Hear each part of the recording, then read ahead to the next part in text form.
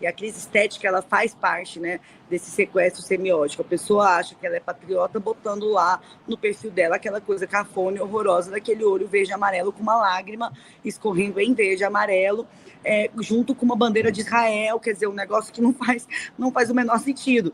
É uma crise estética, cognitiva e semiótica.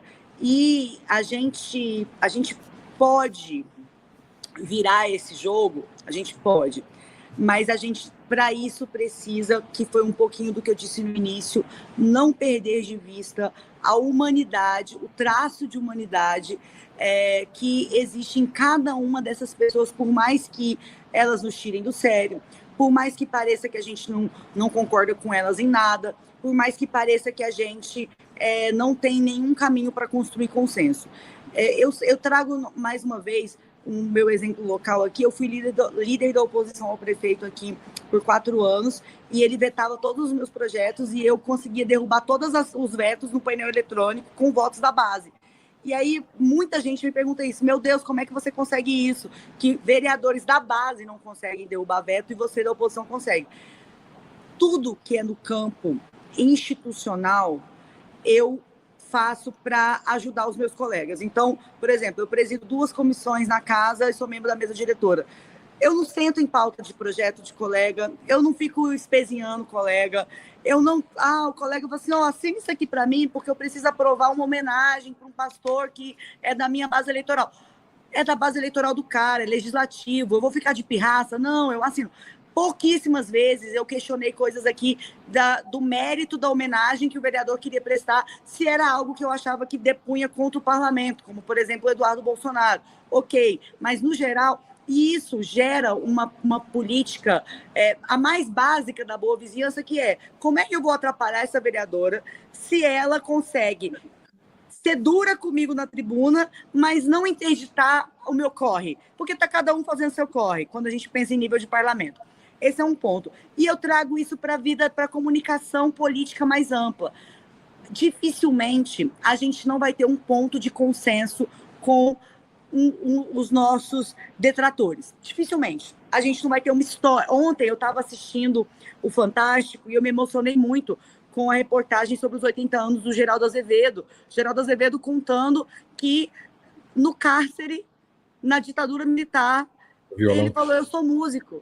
E falaram: então toca. E ele tocou um violão, e ele não foi torturado porque ele tocou um violão. Eu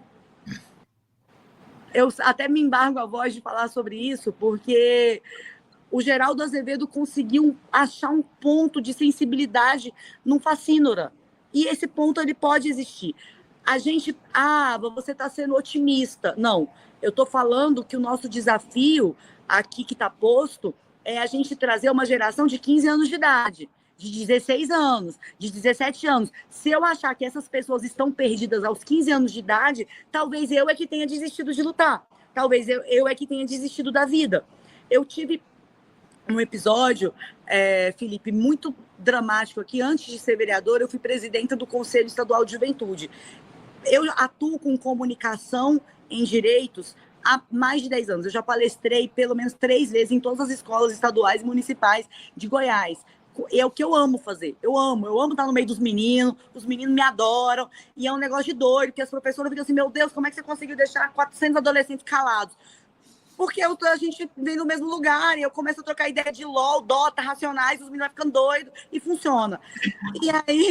E aí teve um episódio que foi assim: a diretora me ligou e falou: nós estamos precisando muito de você, porque nós estamos vivendo uma coisa muito triste aqui na escola. Tem um adolescente de 11 anos, pré-adolescente, uma criança, que está passando a mão no corpo das colegas, e começou tranquilo, mas agora ele está violento. Quando a colega reage, ele dobra a aposta na violência.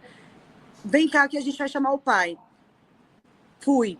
Quando o pai chegou, Sinara, Felipe, o pai falou pra gente, pra mim, pro conselheiro tutelar, pra diretora da escola: vocês estão me chamando aqui pra isso? Eu tô criando meu filho pra isso mesmo. É pra ser macho, não tô criando meu filho pra ser marica. Eu tô criando meu filho pra gostar de mulher. O pai... A gente não tinha entendido por que aquele garoto tinha ficado tão indignado pela punição que tomou. mas é porque na cabeça dele, ele estava dando orgulho pro pai dele. Então eu Exato. estava disputando, nós estávamos disputando no O âmbito da espaço civilidade semiótico do pai. com o que o pai dizia que era ser homem. E aí nós estamos falando de um país que o pai espancou o João Pedro porque o João Pedro gostava de lavar louça e espancou até a morte. A gente está falando de um país que o outro pai bateu num filho de 13 anos com um pedaço de pau porque o menino ia para casa da avó, a avó era costureira, e ele achou que era muito legal aquilo que aquela mulher que ele amava, que a avó fazia, ele queria fazer aquilo também. E ele foi espancado. Isso acontece todos os dias. Então, como é que eu vou dizer para esse menino, não, você não tem que ser homem como seu pai quer. Você tem que ser homem como eu quero. Então, eu vou contribuir com a desumanização desse adolescente? Eu não vou. Eu preciso partir do pressuposto de que esse adolescente está inserido numa série de contextos que a gente precisa disputar. Não a predominância sobre ele, mas sobre o contexto que o forjou. Essa, para mim, é a grande chave de virada das coisas. Porque na hora que eu viro para um menino e eu não quero fazer com que os coleguinhas dele ouçam uma resposta que eu dei para ele e fiquem assim, vixe, tá vendo? Você é um otário. Não, eu não quero isso. Eu quero que os colegas dele ouçam a resposta que eu dei para ele e ele também ouça essa resposta e pensa, eu sou gente também para ela. O que ela vê um pouco de razão no que eu estou dizendo. Então, você tem toda a razão quando você diz que a gente precisa conectar pontos que nos tornem semelhantes para que a gente consiga fazer com que essas pessoas enxerguem que eles são muito mais parecidos conosco do que com seus ídolos.